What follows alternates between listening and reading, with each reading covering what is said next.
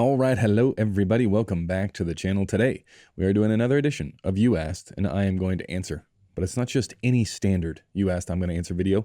We're actually going to be jumping into the virtual set so that I can describe the exact solution that you have asked about. Before we get into today's question, though, let me remind you that if you are interested in cinematography, you want to improve your skills, you want to see more behind-the-scenes breakdowns of my own work, of other people's work, if you like what we're doing here at the channel, best spot to support is through Patreon. The link is in the description below. Each and every week, I release new content over there. There's a back catalog of thousands of videos, podcasts, breakdowns, lots and lots of things. So you get instant access to. Yes, I appreciate it. It's the only way I'm able to do this content at all. Okay, so let's jump into the question. This one comes from Alec15. Thanks, Patrick. I live in Amsterdam, and it's 9 out of 10 times cloudy here. So everything looks flat. Can you maybe do a breakdown for lighting outside on a cloudy day? All right, well, this comment was actually on a video where I was explaining backlight and how for years and years and years, I got backlight wrong. I thought it was for the subject. It's actually more important, especially when you're outside, for the background. Why? Because when you're competing with front lit background, you just have to raise all of your levels. It's very hard to direct light. So that's what this question is coming from. Okay, let's jump into our virtual world here. And as you can see, it's cloudy. Ta-da, right? You live somewhere sad where it's cloudy all of the time. I mean, that's a bummer for you. It's way easier for cinematography, though. I remember when I was first starting out, man, I would fingers crossed for cloudy days. Why? Because it's kind of moody, and we don't have fog here in Australia. Fog is kind of cool, but also because it's way easier. The main thing that I was concerned about screwing up when I was starting out was having discrepancies between the background and the foreground, right? So if we jump in here, if there's a big, giant, bright spot in the background, let's see if we go, we can't even get it bright. Let's go back here. Let's do it through ISO, right? If there's some bit that's blown out in the background that you can't control on a sunny day, so there, say it's the sky back here, right? That's really, really hot, hotter than what you can do to affect the foreground. Then you have to bring it down. And as you bring it down through iris or through ND or through shutter speed or however it is, you're going to get less light on the sensor. The problem is, well, now we don't have the budget, or we don't have the equipment or the people to be able to affect the foreground. And that's that imbalance, right? In previous videos, long ago on this channel, I talked about the squeeze and drop method, which is basically squeezing the high end and the low end closer into the middle and then dropping the whole thing. That's the kind of images that I like. I kind of like it dark, moody. If you haven't picked up on that in the past, that's my style. And I don't really like high key stuff. You can do it. I can do it. I just don't like it as much. I would gravitate towards moodier. So when I was starting out, man, please pray, can I get a cloudy day? Because then we can shoot in any direction. It's easy. It's all flat. It's the easiest to also sculpt. When I say sculpt, I don't mean with lights. I mean doing it the path of least resistance. And that's what we're going to look at in this video. So what would I do? Number one, I wouldn't think if we were, I don't know, let's bump out of here for a sec and walk around. If this was what was forecast for the day, was cloud, number one, I would never believe it. Ever, ever, ever. I would always say, like the pushback that you're going to get on set is the first day is going to go like, oh, it's going to be cloudy tomorrow or on the day of the shoot. So we don't have to worry about direction. You're going to get the same thing from locations people. Sometimes the director will even say like, oh, you know, that means we just have free reign. We can do whatever we want. No, you nip that in the bud straight away. That's not right. We still have to plan for the sun. Plan for the sun all the time during exteriors, which means plan for backlight all of the time. Again, because it provides that North Star that you can just schedule everything to that, because if it happens to just pop out, right? If it just happens to break at the worst possible time in the day, you can still make it match everything else. So making backlight match cloud is much easier than making front light match cloud. Okay, it becomes a huge forest that you have to create a grip forest of stands and flags and diffusion and everything like that when it's front lit. When it's backlit, way, way, way easier. Okay, so just plan for backlight. I have been burned by saying, oh, you know what? It does look like it's going to be cloudy. I guess we don't have to worry about schedule. You do. You know why? Because when the sun pops and you're standing around and you're like, oh my God. And the director looks at the monitor and goes, is this going to match? And you go, oh, you know whose fault it is? yours. It's not the location manager. It's not the producer. It's not the first AD, right? They're taking your advice. You have been here before. You should know there's a good chance that the sun pops out at the worst possible time. We need to plan for that. So even if it's cloudy, plan for backlight. Now, if it's cloudy, what do? Do you plan on having, 5 18Ks over here and bashing light into this thing? It's like, no, we need to be realistic as well.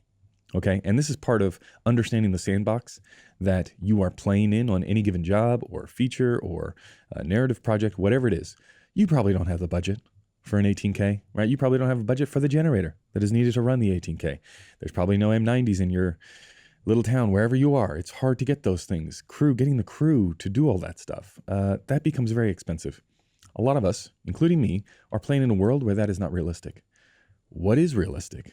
What is realistic is neg. Lots and lots of neg.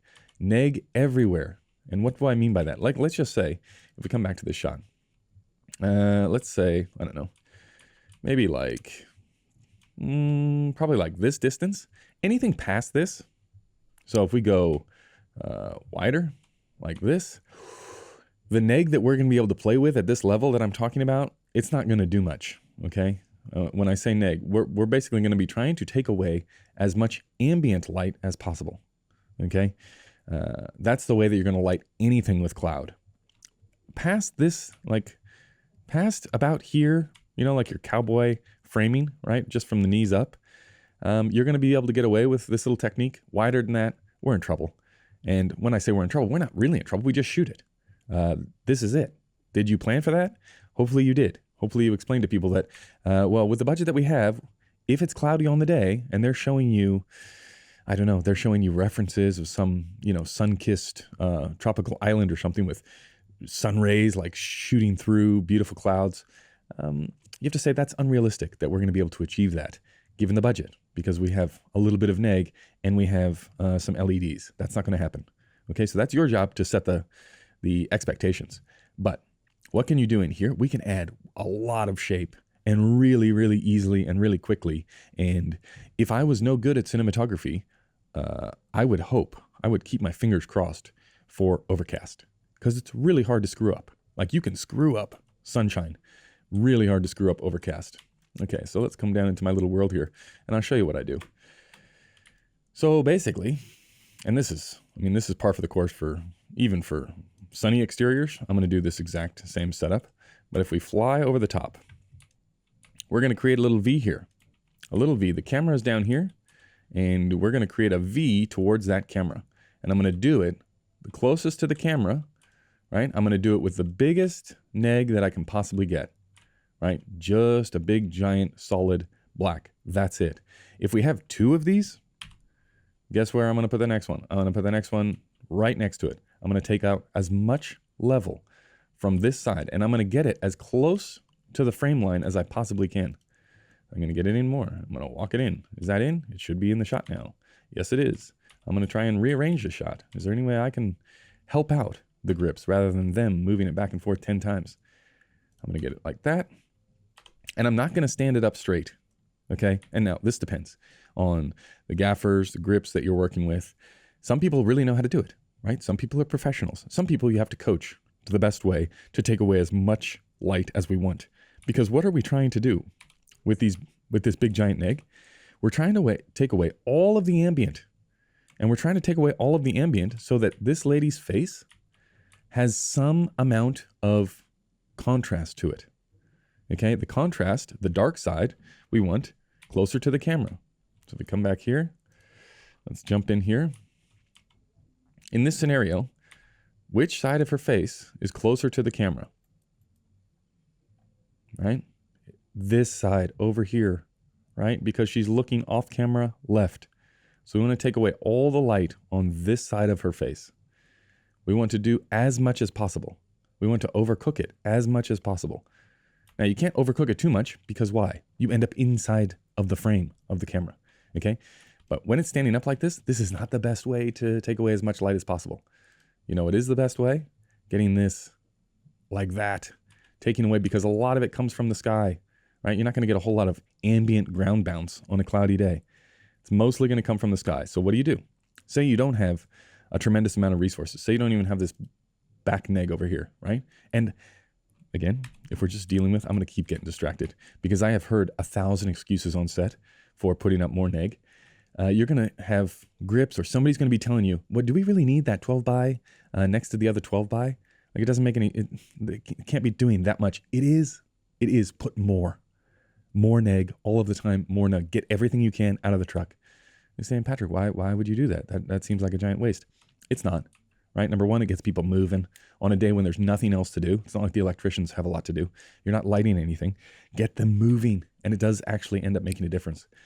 Okay, if I only have one though, what am I going to do? I'm going to take this thing, I'm going to put it on a 45-degree angle like this, and then I'm going to get this fabric from this 12 by, or and fold it in half and put it here. I'm going to hang it here. Why? Because with one stand, with one 12 by frame, I'm going to eliminate all this light underneath here. So now we're basically, you can't do it in Cine Designer because it doesn't show the effects of the neg, but I want to take away all of the level from this side of the face by putting the black just here and putting it all the way to the ground, completely sealing it off. Okay. The other thing that I'm going to do is we come down here. So that would be like step number one. Step number one, make sure I have the biggest neg that I can get my hands on. Then behind the camera, so between the 12 by and the camera, I'm going to put 2 floppies, right? Like that. And I'm going to grab another one and put one right next to it. Okay, these are going to go behind the camera. Why? Again, because we want the ambient coming around the key side. And then I want to take away all the light from before. Now, why don't you do this with something bigger, right? Why don't you use the 12 by behind the camera? The reason I don't like to do that is because oftentimes these two things, you're looking at them, they make the biggest difference for how the light falls across somebody's face, especially as you get in a lot tighter. And what I can do is if I'm standing at the camera, let's go down and stand at the camera. Oh, we can't even get in there. Let's run around here. Does he go any faster? No, he's just in cinematographer walking mode. What I can do, imagine me operating here. I'm operating the camera and I go, it's too dark on our face, right? We're not getting, there's been a drop in the ambient sky or something like that. I can just take these two things and open them up. Like just rotate on the actual knuckle of the C-stand. I can just loosen it and rotate them. So now I'm getting way more light. I didn't have to talk to anybody. I didn't have to do it over the comms. It's very quick and snappy. Bang, that's it. Okay? I want maximum control closest to me. And if I'm around the camera, I want floppies rather than big giant 12 by. It's going to take 2 people to walk backwards to just try and test, right? Because I'm standing here while we're setting up for this shot, whether they're getting agency approval or client approval, or there's lots of time where this is probably not the actual talent standing in. It's like the first AD because we're waiting on sound to mic her up or something. There's lots and lots of time. So I'm going to be constantly experimenting while I'm sitting there. So those two, this 12 by, the biggest neg that I can get, doesn't even have to be a 12 by. I'm going to angle it. Then I'm going to wrap it at the bottom. Then I'm going to take 2 floppies behind the camera. And I'm also going to have this bounce here. Okay. This bounce, even though there's no light on it, it will make a difference, especially as you get into this size shot. Like wides, it's going to do nothing. Okay, but it does give people something to do on set, but it's going to give you absolutely no level if you're, let's back it up. Well, we can't back it up because of the floppies. Basically, any wider than this, it's going to give you absolutely 0. Okay, but if the sun does come out, then you're going to get a win, right? You don't have to move it. You don't have to play with anything. You don't have to say, oh my God, the sun's going to come out. Quick, run to the truck and take 20 minutes to build this 12 by frame and then bring it in. It's like, no, plan for the worst case scenario, which is sun coming out in the middle of the take. What are you going to do? Oh, well, we've already got it covered with the bounce. That way you're waiting on everyone except for you. Okay, waiting on other people is great. So I would say how to deal with overcast, neg everywhere, and use the exact same equipment that you're going to be like that you would light during a sunny day. I would just say, well, we can be way stronger with a neg because the ambient is going to be much, much higher because it's going to be flatter in the background. And then you're probably saying, okay, well, Patrick, remember the backlight video was all about the background. What do? It's just one flat gray thing. It's like, what am I, a magician? Like, if you have the resources that we can light this thing up like a Christmas tree, okay, we can do that. You got to tell me well before we get to set that we have the possibility of doing that. You're not going to do this with 3-in lighting and 2 grips, right? It's going to be a team of people. And something tells me a lot of us are not working with a team that large to overcome. It's not like you can be like, you know what would be cool is, yeah, this shot looks pretty good as it is, except it's missing like a little, it's missing something. Can we put, I don't know, let's try an aperture, like a little 120D from here, and we'll just shine it at the house over there. Okay, so just from there, let's just shine it at the house. Please, not going to happen, okay? So, cloudy day, pretend that it's going to be sunny, act like it's going to be sunny, use as much neg as you can possibly fit in the truck. Bring it all out. When people start complaining that there's too much neg and it actually doesn't make a difference, that means do more. Make more neg, right? First of all, it looks like a big giant setup, looks like you're doing something, but also it's like, what else can you do? This is it. And you'd be surprised at how much you can get away with in the grade, right? In the grade, a modern camera in the grade, I mean, you can pull this up. You'll be able to pull her face up, especially if you create the contrast on set, right? Because you're working with such low light levels anyway. If you create a 3-stop difference here on set, by the time you, give it a little vignette, pull down the levels here, stretch it a little bit in the highs on her face, you can start to get that push-pull look. And then the background, you can lift up. It's pretty easy to do. So it's actually, if I was no good and I was worried about, I got to shoot a scene with like 5 different angles in it, with 5 different people talking in big group, please, Overcast, right? It's way less of a headache when it's Overcast because you're just moving around these blacks and you can move super, super quick. So hopefully that answers your question. It's a look, it's a vibe. You got to sell in the vibe, but you also got to make sure that the references that you're getting from the director or from the production, they're not expecting, some sun-kissed scene when you know it's going to be sad because you live in somewhere sad. Okay, that's going to do it for this one. Many thanks. We'll see you in the next one. Goodbye.